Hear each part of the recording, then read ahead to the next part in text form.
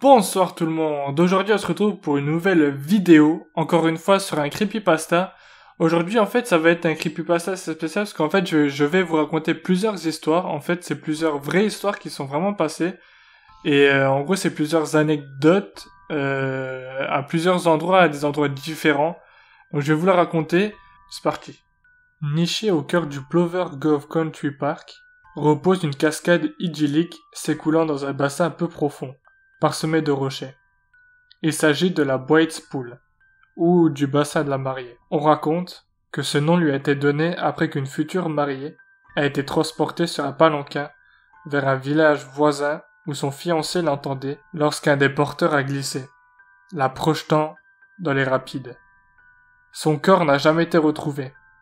Aujourd'hui, des gens disent avoir vu une femme vêtue d'un cheongsam rouge en train de se brosser les cheveux auprès des eaux majestueuses. Deuxième histoire. Elle s'appelle Nam-Ku Terrace, les répercussions de la Seconde Guerre mondiale. Cette bâtisse historique de Wan Chai est l'une des maisons hantées les plus connues de Hong Kong. Il s'agit d'un manoir de 2 étages ayant appartenu initialement à un riche marchand de la première moitié du XXe siècle, qui a été contraint de l'abandonner pendant l'occupation de Hong Kong. Des soldats japonais s'en servaient comme d'une maison close et d'un lieu de torture. On dit que les esprits des femmes qui y furent décapitées, hier encore la nuit, sans tête, et que l'on peut entendre des hurlements ainsi que des voix sinistres provenant de derrière les portes condamnées de la maison. À travers les fenêtres brisées, on pourrait parfois voir les feux se déplacer de pièce en pièce. De nombreux suicides auraient eu lieu par la suite et autour de la propriété, et des corps y auraient été enfouis massivement, faisant de ce lieu un véritable charnier.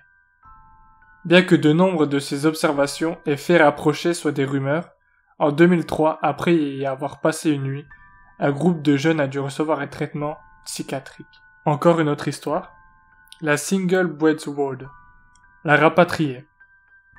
Près de l'université chinoise, plusieurs étudiants ont raconté avoir aperçu une fille avec une natte marchant seule dans la nuit.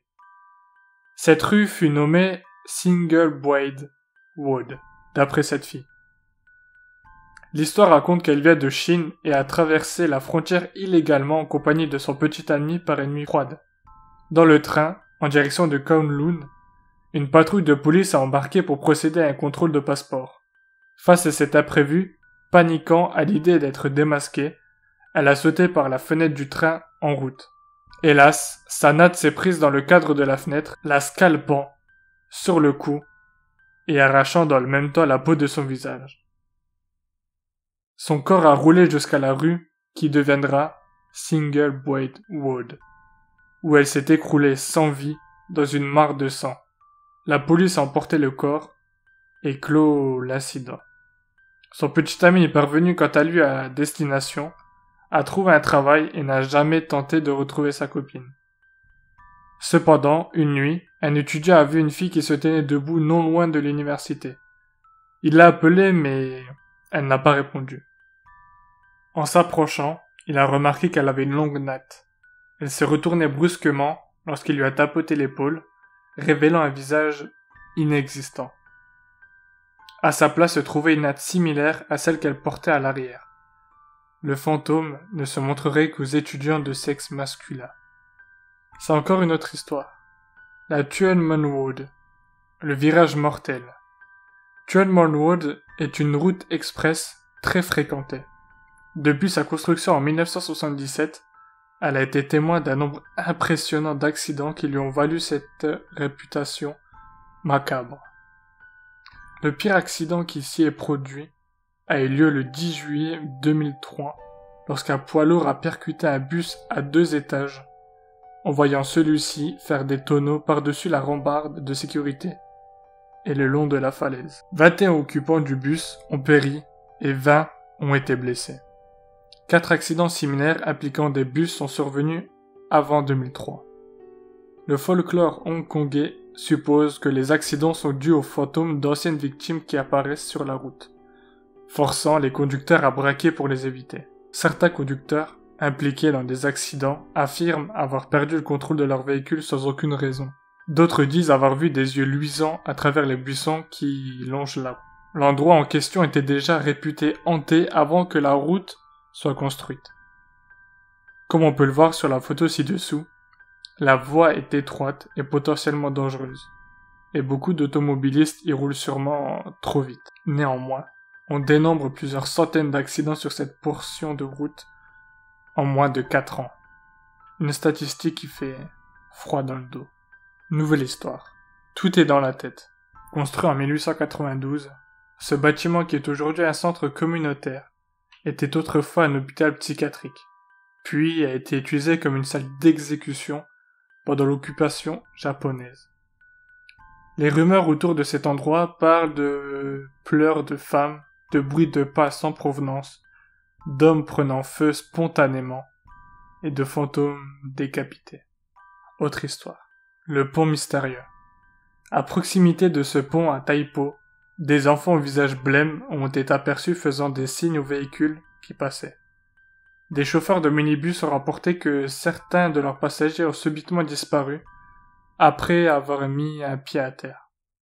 Nombreux ce sont qui pensent que les enfants sont les fantômes des 28 élèves qui sont morts tragiquement au cours d'un pique-nique le 30 août 1955, lorsqu'une forte pluie s'est abattue et que la majorité d'entre eux, ayant eu l'idée de s'abriter sous le pont, a été emportée par un glissement de terrain et à la mémoire desquels un monument a été érigé non loin. Selon la tradition chinoise, il n'y a aucune raison de craindre le surnaturel si l'on est droit et que l'on n'offense pas les esprits. Un chauffeur de bus est un jour passé devant le Mangjukyu alors que son bus était vide. Une femme aux longs cheveux et au teint pâle y est montée. Le chauffeur, ne voyant dans la caisse que des billets funéraires, a crié « Madame, veuillez payer votre ticket !» mais n'a reçu aucune réponse. Le bus était toujours vide. Il a estimé que la femme était un fantôme, mais est resté calme et a continué de conduire. À la station suivante, le signal d'arrêt était allumé. Il s'est arrêté, a ouvert la porte et a entendu une voix « Merci ». Le Mangjukyu était auparavant nommé Hongshukyu, ce qui signifie le pont de l'eau rouge, en raison du fait qu'il était souvent submergé par la pluie. Le Donkwei village, situé près du pont, est dit avoir été un terrain d'exécution pendant la guerre sino-japonaise entre 1937 et 1945. Le sang des victimes se serait déversé dans l'eau, la colorant en rouge. La vérité au sujet de ce village ayant servi ou non de lieu d'exécution reste floue. Nouvelle histoire. Izan Place, le magasin Mitsukoshi. Entre 1981 et sa fermeture en 2006, le magasin japonais Mitsukoshi Department Store a reçu une multitude de témoignages de la part d'agents de sécurité à propos de voix d'enfants se faisant entendre durant la nuit. De temps à autre, le personnel constatait que des jouets avaient changé d'endroit aux alentours de la section destinée aux enfants. Plus tard, on a découvert que le magasin avait été construit sur un ancien cimetière où reposaient des victimes d'exécution. Cet endroit est désormais celui sur lequel se dresse l'immeuble Izan Place. Le réseau ferroviaire de Hong Kong, un fantôme sur les voies. Au début des années 1980, une jeune femme est tombée sur les voies de la station Yo-Mai-Tei au moment où le train approchait. Les témoins racontent avoir entendu des cris à glacer le sang, et le conducteur du train se souvient avoir ressenti un choc brutal au moment de la collision. Toutefois, lorsque l'équipe médicale est arrivée sur place, elle n'a trouvé aucun corps, pas même une goutte de sang. L'enquête n'est parvenue à établir aucune piste et l'incident a été consigné en tant qu'hallucination collective. Dernière histoire. La salle de spectacle hantée.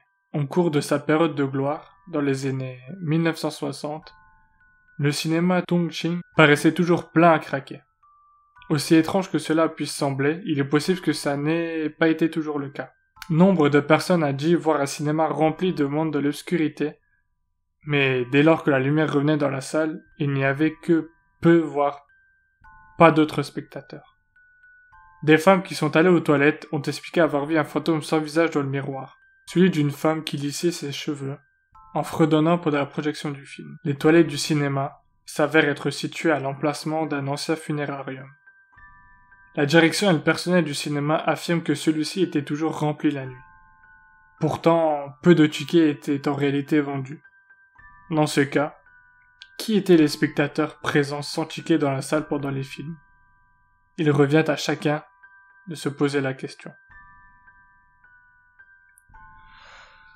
Donc voilà, j'ai fini de vous raconter les histoires. Donc c'était plusieurs histoires, plusieurs situations, plusieurs anecdotes qui sont passées à Hong Kong.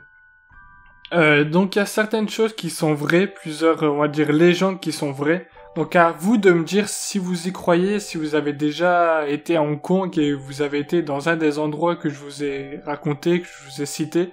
N'hésitez pas à me dire dans les commentaires. Sinon, j'espère que ça vous a plu.